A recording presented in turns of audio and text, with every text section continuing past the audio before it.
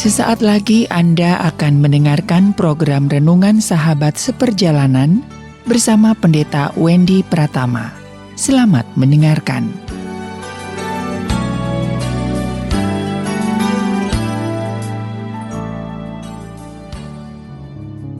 Selamat berjumpa kembali dalam layanan audio Sahabat Seperjalanan. Hari ini adalah hari Kamis 17 Desember 2020. Tema renungan dan saat teduh yang kita akan pelajari hari ini dengan judul Menjadi Bijak Karena Masalah. Menjadi bijak karena masalah. Firman Tuhan terambil dalam Ayub pasal yang ke-28 ayat yang ke-10. Demikian bunyi firman Allah. Di dalam gunung batu ia menggali terowongan dan matanya melihat segala sesuatu yang berharga. Di dalam gunung batu ia menggali terowongan dan matanya melihat segala sesuatu yang berharga. Mari kita berdoa. Bapa yang di dalam surga, kami sungguh ingin belajar sebuah kebenaran tentang bijak. Karena bijak itu adalah kumpulan-kumpulan daripada kebenaran, daripada karakter yang begitu banyak. Dan itu kemudian disatukan di dalam sebuah sikap yang namanya itu hidup yang bijak.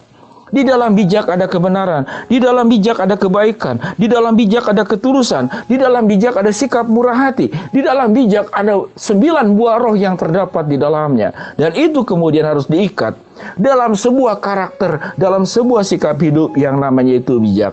Ajar kami Tuhan untuk memiliki kehidupan yang bijak, sehingga menjadi bijak seringkali karena masalah. Di dalam nama Tuhan Yesus kami berdoa, amin.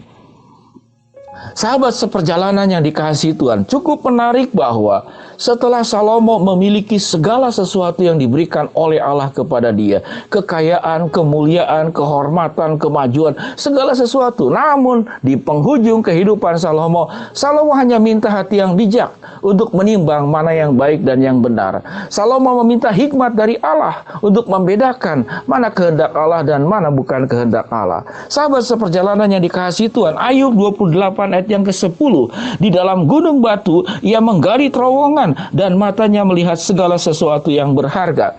Rupanya sesuatu yang berharga seringkali itu tersembunyi, harus menggali terowongan, harus menggali tanah. Kita menemukan begitu banyak barang-barang berharga, benda-benda berharga, semua hal yang berharga itu yang ada di bawah tanah. Dan Indonesia termasuk negara yang luar biasa. Kita memiliki sumber daya alam, sumber daya tambang yang luar biasa. Kita mendapatkan minyak bumi di Aceh, di Riau, di Muara Enim, di Wonokromo, di Cilacap, di Majalengka. Kita bisa menemukan batu bara di Kalimantan Timur dan Kalimantan Selatan. Dan Indonesia itu memiliki tambang timah nomor 4 di dunia yang ada di Bangka dan Belitung. Kita juga punya biji besi yang ada di Lampung, di Derawan, dan Kalimantan, dan juga Palopo di Sulawesi. Kita juga memiliki tambang emas, yaitu di Puncak Jaya. Sebelum kita menggalinya, sebelum kita kemudian mengolahnya, kita tidak pernah tahu bahwa di atas tambang-tambang itu hanyalah tanah. Dalam kehidupan juga demikian. Tatkala kita diperhadapkan masalah seakan-akan kita terjatuh ke tanah, kita terjerembab. Jangan salahkan, waktu engkau terjerembab, justru di dalam tanah itulah terdapat begitu banyak hal-hal yang berharga. Di dalam masalahlah kita menemukan hal-hal yang berharga. Kita menemukan emas, kita menemukan timah, kita menemukan permata, kita menemukan segala hal yang ada di dalam tanah, yang ada di dalam masalah dalam kehidupan ini. Dan kita dipanggil seperti Ayub, dikatakan di dalam gunung itu ia menggali terowongan, dan kemudian dikatakan dan matanya melihat segala sesuatu yang berharga. Artinya di dalam masalah dan diidentikan kita terjatuh ke tanah, kita terhempas ke tanah, kita tidak berdiri tegak lagi. Justru di dalam waktu kita terjatuh ke tanah lah, waktu kita menghadapi masalah lah, di sanalah tambang-tambang berharga, mutiara-mutiara kehidupan kita dapatkan dari permasalahan-permasalahan hidup. Tatkala kita menjadi orang yang pemarah, dan kita belajar ternyata pemarah itu tidak menyelesaikan masalah. Tatkala kita suka iri, ternyata kemudian timbul masalah, kita menjadi orang yang dijauhkan dari teman-teman, dari lingkungan. Dari sanalah kita belajar bagaimana yang namanya itu berhubungan, bersosial kepada yang lain. Sewaktu kita tertolak oleh kehidupan ini, kita belajar apa artinya sebuah penerimaan. Dan kita menjadi terampil bagaimana menerima orang lain dengan ketulusan karena kita pernah mengalami ketertolakan. Jangan menjadi pribadi-pribadi di dalam sebuah istilah yang namanya itu kaum sumbu pendek dan bumi datar. Sumbu pendek ini mudah meledak. Kalau bom itu sumbunya pendek, Anda baru katakanlah percik api, Anda belum lari, meledak itu bom. Itu sumbu pendek. Dan juga kaum bumi datar. Apa yang disebut dengan kaum bumi datar?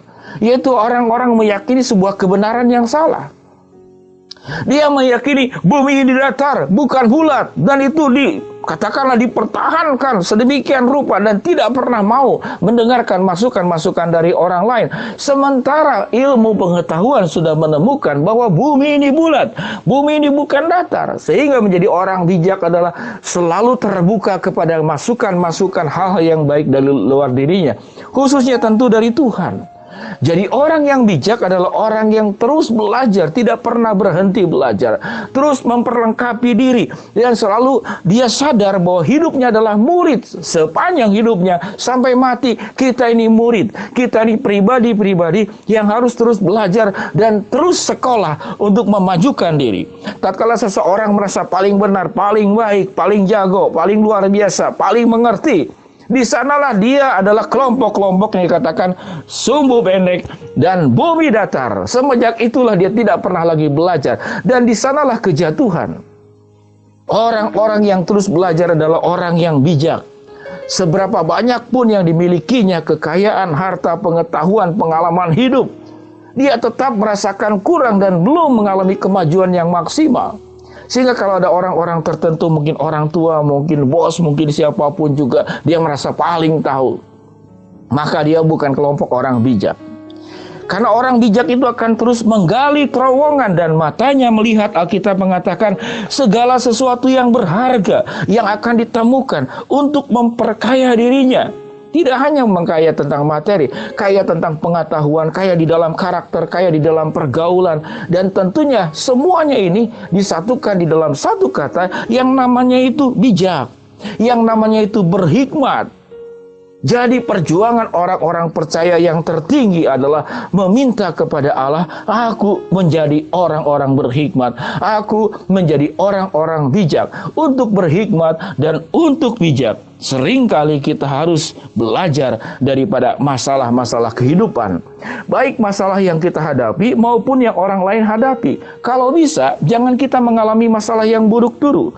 Orang lain sudah mengalami kesalahan. Orang lain sudah mengalami sebuah perjalanan yang salah, perjalanan yang buruk. Lalu orang tersebut belajar dari kesalahan dan keburukan yang pernah dilaluinya. Mengapa kita tidak perlu, kita harus belajar dari mereka, tidak perlu mengalami dulu. Kan sudah ada orang lain yang sudah mengalami. Jadi apa yang salah sudah dilakukan oleh orang lain, jangan kita perbuat lagi, jangan kita lakukan lagi. Sahabat seperjalanan yang dikasihi Tuhan, di dalam berumah tangga, di dalam bekerja, di dalam dunia pendidikan, di dalam dunia bisnis, dimanapun kita berada, maka perjuangan orang percaya yang tertinggi adalah bagaimana meminta kepada Tuhan seperti Salomo, meminta hidup yang bijaksana, meminta hikmat dari Allah yang melingkupi dan menguasai dirinya. Maka firman Tuhan katakan dalam Ayub 28 ayat yang ke-10, sewaktu engkau mau menggali terowongan, engkau belajar daripada masalah kehidupan ini, maka dikatakan, matanya akan melihat segala sesuatu yang berharga. Semua yang berharga, semua yang terbaik, semua yang terindah, semua yang paling mulia, engkau akan dapatkan sewaktu engkau menjadi orang yang bijak. Orang bijak adalah orang yang tidak pernah berhenti belajar untuk terus maju dan semakin maju. Mari kita berdoa. Bapa yang di dalam sorga, hamba-Mu berdoa buat sahabat seperjalanan yang sedang sakit, di rumah sakit maupun di rumah. Tuhan jamah, Tuhan sembuhkan. Buat sahabat seperjalanan yang sedang mengalami kendala, kesulitan, problem, dan masalah, Tuhan bukakan jalan. Bagi sahabat seperjalanan yang sedang berharap, memohon dan meminta sesuatu, Tuhan akan kabulkan sesuai dengan waktu, rencana, dan kehendak-Mu. Dan biarlah kami semua menjadi orang-orang yang bijak, menjadi bijak karena masalah. Tatkala kami menggali terowongan, mata kami melihat segala sesuatu yang berharga. Ayub 28 ayat yang ke-10. Dalam nama Tuhan Yesus kami berdoa. Amin. Shalom sahabat seperjalanan, selamat beraktivitas. Saya doakan semuanya sehat selalu. Apa yang kau kerjakan sukses di dalam pertolongan Tuhan. Shalom.